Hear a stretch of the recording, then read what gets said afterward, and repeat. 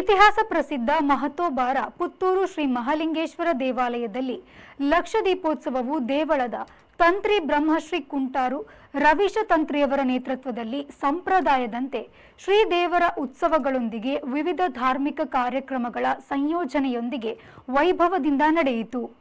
ಬೆಳಗ್ಗೆ ಲಕ್ಷ ಬಿಲ್ವಾರ್ಚನೆ, ರಾತ್ರಿ ದೇವಳದ ರಥಬೀದಿಯುದ್ದಕ್ಕೂ ಹಣತೆ ಬೆಳಕು ಕಂಗೊಳಿಸಿತು.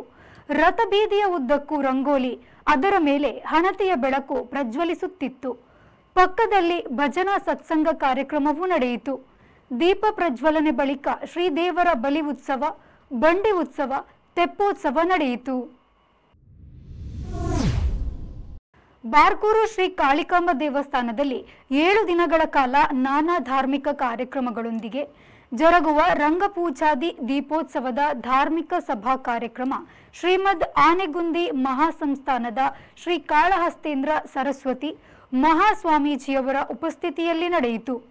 ಈ ಸಂದರ್ಭದಲ್ಲಿ ಮಾತನಾಡಿದ ಅವರು, ವಿಶ್ವಕರ್ಮರು ಮಕ್ಕಳಿಗೆ ಶಿಕ್ಷಣದ ಜೊತೆಗೆ ಕುಲಕಸುಬನ್ನು ಕಲಿಸಿದ್ದಲ್ಲಿ ಮಾತ್ರ ಮುಂದಿನ ದಿನದಲ್ಲಿ ಸನಾತನ ಧರ್ಮ ಸಂಸ್ಕೃತಿಯ ಉಳಿವು ಸಾಧ್ಯ ಎಂದರು.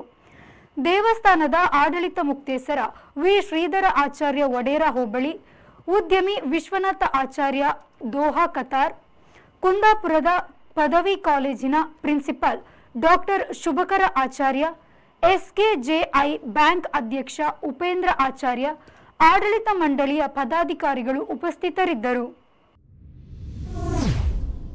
ಬ್ರಹ್ಮಾವರದ ಬಾರ್ಕೂರು ಶ್ರೀ ಪಟ್ಟಾಭಿ ರಾಮಚಂದ್ರ ದೇವಸ್ಥಾನದಲ್ಲಿ ಕಾರ್ತಿಕ ಮಾಸದ ಭಜನಾ ಮಂಗಲೋತ್ಸವದ ಅಂಗವಾಗಿ ಭಜನಾ ಸಂಧ್ಯಾ ಕಾರ್ಯಕ್ರಮ ನಡೆಯಿತು.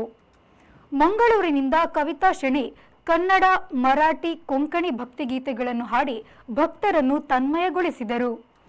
ಇದೇ ವೇಳೆ ಎಲ್ಲಾ ಕಲಾವಿದರನ್ನು ವೈ ಗಣಪತಿ ಕಾಮತ್, ಮೋಹನ್ ದಾಸ್ ಕಾಮತ್ ಮತ್ತು ವೆಂಕಟರಮಣ ಭಂಡಾರ್ಕರ್ ದೇವಸ್ಥಾನದ ವತಿಯಿಂದ ಗೌರವಿಸಿದರು. ಇತಿಹಾಸ ಪ್ರಸಿದ್ಧ ಕಾರ್ಕಳ ತಾಲೂಕಿನ ಮುನ್ಕೂರು ಶ್ರೀ ದುರ್ಗ ಪರಮೇಶ್ವರಿ ದೇವಸ್ಥಾನದಲ್ಲಿ ಲಕ್ಷ ದೀಪೋತ್ಸವ ವಿಜೃಂಭಣೆಯಿಂದ ನಡೆಯಿತು. ಬೆಳಗ್ಗೆ ವಿವಿಧ ಧಾರ್ಮಿಕ ಪೂಜಾ ಕಾರ್ಯಕ್ರಮಗಳೊಂದಿಗೆ ಮಹಾಚಂಡಿಕ ಯಾಗ, ಮಧ್ಯಾಹ್ನ ಮಹಾಮಂಗಳಾರತಿ, ಸಾರ್ವಜನಿಕ ಅನ್ನ ಸಂತರ್ಪಣೆ ನೆರವೇರಿತು.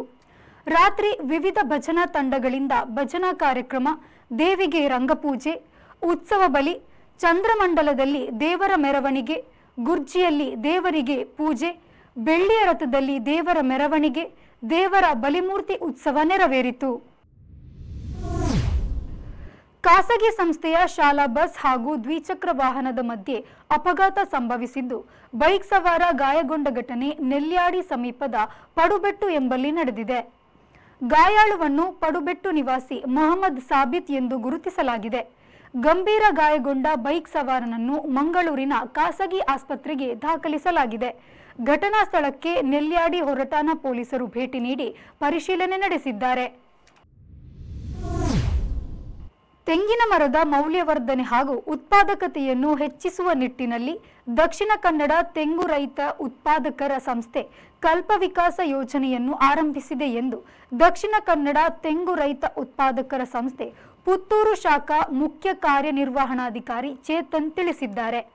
ಅವರು ಪುತ್ತೂರಿನಲ್ಲಿ ಸುದ್ದಿಗೋಷ್ಠಿ ನಡೆಸಿ ಮಾತನಾಡಿ, ದಕ್ಷಿಣ ಕನ್ನಡ ಹಾಗೂ ಉಡುಪಿ ಜಿಲ್ಲೆಗಳಲ್ಲಿ ತೆಂಗು ಬೆಳೆ ಪ್ರಮುಖ ಸ್ಥಾನಗಳನ್ನು ಪಡೆದಿದ್ದರೂ ಪ್ರಾಕೃತಿಕ ವಿಕೋಪ, ರೋಗಗಳು ಮುಂತಾದವುಗಳಿಗೆ ತುತ್ತಾಗಿ ಹಾನಿಗೊಳಗಾದ ತೆಂಗಿನ ಮರಗಳಿಗೆ ನ್ಯಾಯಯುತವಾದ ಪರಿಹಾರ ಸಿಗದೆ ರೈತ ಕಂಗೆಟ್ಟಿದ್ದಾನೆ. ಈ ನಿಟ್ಟಿನಲ್ಲಿ ರೈತರಿಗೋಸ್ಕರ ವಿನ್ಯಾಸಗೊಳಿಸಿದ ಕಲ್ಪ ವಿಕಾಸ ಯೋಜನೆ ಆರಂಭಿಸಲಾಗಿದ್ದು, ತೆಂಗಿನ ಮರಗಳ ಖರೀದಿ ಹಾಗೂ ಪುನರುಜ್ಜೀವನಕ್ಕೆ ಹೆಚ್ಚಿನ ಒತ್ತು ನೀಡುವುದು ಯೋಜನೆಯ ಉದ್ದೇಶವಾಗಿದೆ ಎಂದು ತಿಳಿಸಿದರು. ಸರ್ವಾಧಿಕಾರ ನಿಲ್ಲಿಸಿ ಅತ್ಯಾಚಾರ ತಡೆಯಿರಿ ಎಂದು ಸಂಸತ್ತಿನ ಹೊರಗಡೆ ಇಬ್ಬರು ಪ್ರತಿಭಟನೆ ನಡೆಸಿದರು. ನೀಲಂ ಎನ್ನುವ ಪ್ರತಿಭಟನೆ ನಡೆಸಿದ ಮಹಿಳೆಯನ್ನು ಪೊಲೀಸರು ಬಂಧಿಸಿದ್ದಾರೆ. ಜೈ ಭೀಮ್, ಜೈ ಭಾರತ್, ಒಂದೇ ಮಾತರಂ ಘೋಷಣೆ ಕೂಗುತ್ತಿದ್ದ ಮಹಿಳೆ ನೀಲಂ ಕೇಂದ್ರ ಸರ್ಕಾರದ ಸರ್ವಾಧಿಕಾರಿ ಧೋರಣೆಯನ್ನು ಖಂಡಿಸಿದರು ಮತ್ತು ಸರ್ಕಾರವು ಮಹಿಳೆಯರ ಮೇಲಿನ ದೌರ್ಜನ್ಯ, ಅತ್ಯಾಚಾರ ತಡೆಯುವಲ್ಲಿ ವಿಫಲವಾಗಿದೆ ಎಂದು ಟೀಕಿಸಿದರು.